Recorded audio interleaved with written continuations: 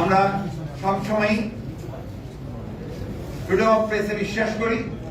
আমরা বিশ্বাস করি যে প্রতিটি ব্যক্তি, মানুষ, সংগঠন, বিশেষ করে সাংবাদিকেরা তারা তাদের মত স্বাধীনভাবে প্রকাশ করবে। সেই বিশ্বাসেই আমরা মনে করি যে যারা এই সমস্ত কর্মকাণ্ডে লিপ্ত থেকেছেন তারা এসব থেকে বিরত থাকবেন এবং সংবাদপত্রের যে মুক্ত ধারা তাকে অব্যাহত রাখবেন। প্রিয় সাংবাদিক ভাইরা, আমরা আজকে গভীরভাবে শ্রদ্ধা জানাতে চাই সেই সমস্ত শহীদদের, যারা ছাত্র এবং জনতা, যারা এই দীর্ঘ 15-16 বছরের যে গণতান্ত্রিক সংগ্রাম, সেই সংগ্রামে যারা প্রাণ দিয়েছেন, তাদের প্রতি আমরা গভীর শ্রদ্ধা নিবেদন করছি।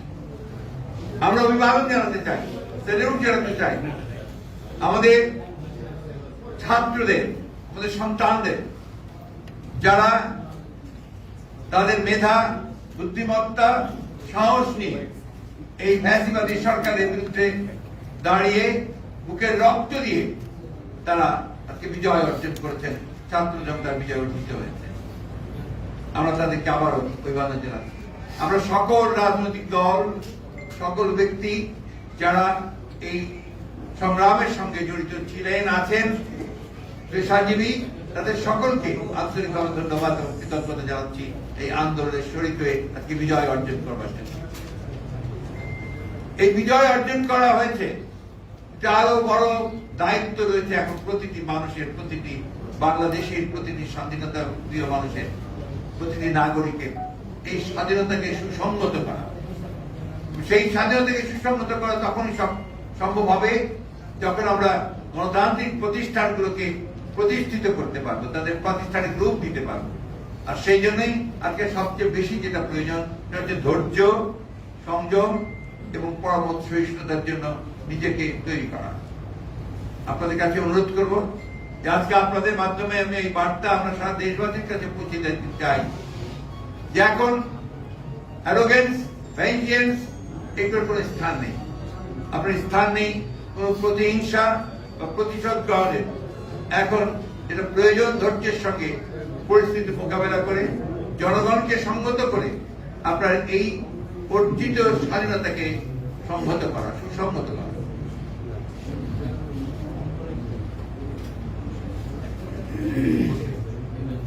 আমি আপনাকে অনুরোধ, আপনাদের মাধ্যমে সকলকে অনুরোধ করতে চাই আবারও এই অনুরোধটি আমাদের অত্যন্ত আন্তরিক এবং জরুরি যে আপনারা এটা সর্বক্ষেত্রে পৌঁছে দেবেন। যে এখনো যারা এখন এই বিভিন্ন প্রতিষ্ঠানে প্রতিশোধমূলক ভাবে অগ্নিসংযোগ করছেন, লুটপাট করছেন, বাড়ি ঘরে হামলা করছেন, এটা দয়া করে অবিলম্বে এই মুহূর্ত থেকে বন্ধ করুন। যারা এটা করছেন তারা কেউ এই আন্দোলনের শরীক, আন্দোলনের লোক নন, তারা সবাই কিন্তু আপনার যারা আন্দোলনের বিরোধিতা করেছে তারা এবং তাদের লোকেরাই করছে। এই বিষয়গুলো আমাদেরকে একটু মনে রাখতে হবে। সেভাবেই আমি আপনাদের মাধ্যমে সারা দেশবাসীর কাছে অনুরোধ জানাচ্ছি। সেই সঙ্গে আমাদের দলের সকল নেতা কর্মীদেরকে আমি অনুরোধ করবো যে তারা এ ব্যাপারে অত্যন্ত দৃঢ়তার সঙ্গে এদের বিরুদ্ধে প্রতিরোধ করে তুলে সমস্তকে একটা ঠান্ডা অবস্থায় তৈরি নিয়ে আসা করার জন্য ব্যবস্থা করে। দ্বিতীয় জিনিসটা যে পরবর্তী যেটা অত্যন্ত জরুরি, আপনারা জানেন যে গতকাল আমাদেরকে রাষ্ট্রপতি ডেকেছিলেন বিভিন্ন রাজনৈতিক দলকে এবং সেনাপ্রধান, 3 বাহিনীর প্রধানরা সেখানে উপস্থিত ছিলেন, তারা ডেকেছিলেন। তাদের মাধ্যমে যে কথাবার্তাগুলো হয়েছে সে বিষয়গুলো আপনারা কালকে সবাই শুনেছেন।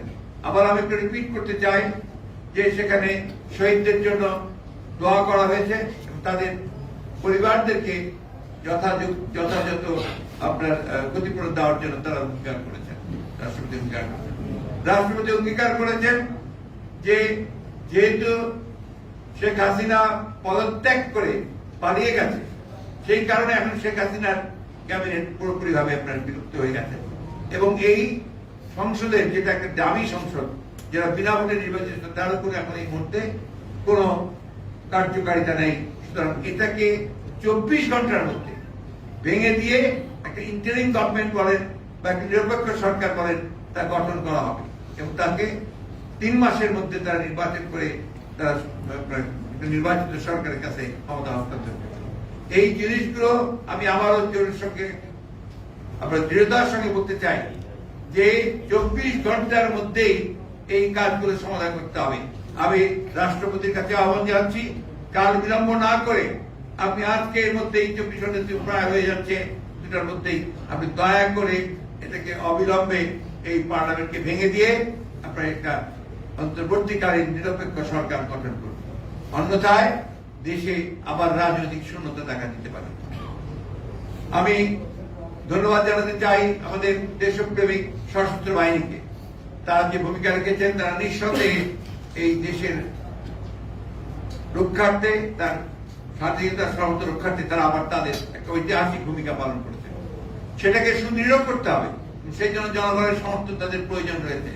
আমি তাদের প্রতি আহ্বান জানাবো যে আপনারা অতি দ্রুত আপনাদের সেই দায়িত্ব পালন করবেন দৃঢ়তার সঙ্গে। এবং আপনাকে যেটা আমরা আগেও বলেছি, আবারও বলছি যে রাষ্ট্রপতি এবং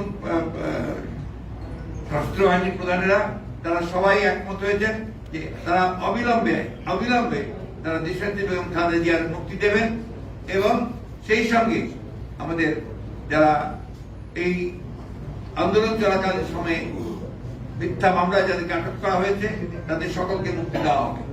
একই সঙ্গে অন্যান্য যে সমস্ত মিথ্যা মামলা দীর্ঘকাল ধরে আমাদের যে সমস্ত রাজনৈতিক ভাবে আপনার সাজা দিয়ে আটক করা হয়েছে তাদেরকেও মুক্তি দেওয়ার সমস্ত প্রক্রিয়া তারা চূড়ান্ত করবেন, এগুলো তাদের কমিটমেন্ট। সুতরাং আমরা আশা করব এই বিষয়গুলো দ্রুততার সঙ্গে হবে। একই সঙ্গে আশা করব যে সমস্ত গণতান্ত্রিক শক্তি আজকে ঐক্যবদ্ধ হয়ে অর্জিত যে সাফল্য, সেই সাফল্যকে সুসংগত করবার জন্য তারা সবাই তাদের নিজ নিজ ভূমিকা রাখবেন। এটাই আপনাদেরকে আমি জানাতে চাই। ধন্যবাদ আপনাদের। এবার আরেকটি কথা বলি, যেটা অবশ্য আগাম কথা হচ্ছে, আমরা জানাবো আপনাদেরকে, আমরা তো আগামীকাল একটা সমাবেশ করতে পারি, আমরা সময় মতো জানাবো। জি মাননীয় মহাসচিব, বৈষম্য বিরোধী ছাত্র আন্দোলনের নেতৃবৃন্দ যাদের নেতৃত্বে এই গণঅভ্যুত্থান হয়েছে, তারা গতকালকে সংবাদ সম্মেলনের মাধ্যমে বা গণমাধ্যমে তাদের বার্তা পাঠিয়েছেন। সেটা হচ্ছে তারা অন্তর্বর্তী সরকারের প্রধান হিসেবে ডক্টর মোহাম্মদ ইউনূস সাহেবের নাম প্রস্তাব করেছেন। আপনারা এটাকে সমর্থন করেন কিনা? আমাদের এটা সমর্থন করার ব্যাপারটা তো ব্যাপার না, ব্যাপারটা হচ্ছে যে আমরা যখনই প্রেসিডেন্ট আমাদের কাছে প্রস্তাব দেবেন আপনার এই অন্তর্বর্তী সরকারের আপনার নামের জন্য, আমরা সেই সময় তাদেরকে প্রেসিডেন্টের নাম দেব। কারণ এখানে শেষ করি, কারণ এখানে এখন constitutional head of state is the president. উনি হচ্ছেন রাষ্ট্রের প্রধান, তারই একমাত্র এখতিয়ার আছে আপনার এই ধরনের ব্যবস্থাগুলো নেওয়ার জন্য। সুতরাং তিনি যখনই আমাদেরকে ডাকবেন আমরা অবশ্যই আমাদের যেটা নাম প্রস্তাব সেই প্রস্তাব দেব। তবে আপনাদের একটা কথা বলে দিই, ছাত্রদের প্রতি আমাদের সম্পূর্ণ আস্থা আছে, এই আস্থা আমাদের আছে এবং আমরা তাদের প্রতি তাদের আন্দোলনের সঙ্গে একাত্মবোধ করেছি, তাদের সঙ্গে আমরা একাত্মবোধ করছি।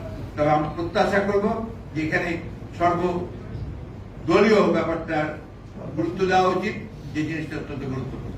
মাননীয় মহাসচিব, আজকের মিটিং এ আপনারা অন্তর্বর্তীকালীন সরকারের প্রধান বা সদস্যদের নাম প্রস্তাবের জন্য কোনো আলোচনা করেন না?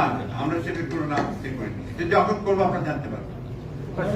একটা বিষয়টা জানতে চান, আপনি প্রথমেই যে বললেন যে ফেসিবাদ মুক্ত গণতান্ত্রিক বাংলাদেশে আমাদেরকে স্বাগত জানিয়েছেন।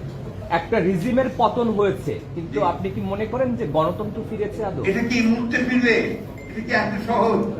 এই 50 বছরে সেই গণতন্ত্রকে এস্টাবলিশ করা যায়নি। এটা তো সূচনা।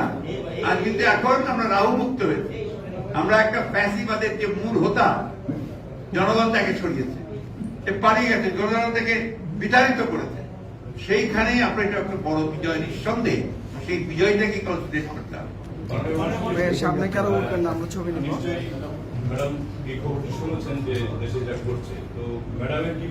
ম্যাডাম প্রথম যে কথাটা বলেছেন যে সবাইকে শান্ত হতে হবে, আর এখানে এখন এমন কোন ধরনের সিচুয়েশন তৈরি যেন না হয় যাতে অর্জিত বিজয় আবার ছিনিয়ে না নিয়ে যায়। এবং জনগণকে তিনি আর থাকতে বলেছেন যে এই বিজয় যেন কেউ ছিনিয়ে নিতে না পারে।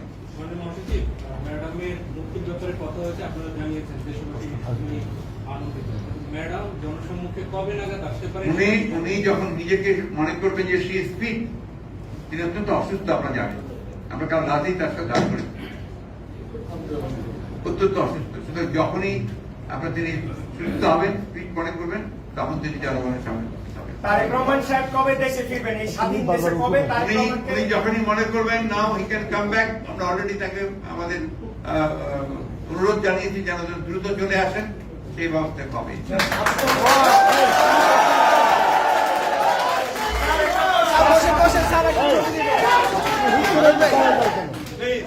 কারণ একটা ছবি দরকার ছিল। পরের মধ্যে স্লোগান টোগান দিয়ে না। ভাইয়া ছবি দরকার ছিল, আমাকে ছবি পেয়ে ছবি আছে পাইছি আমার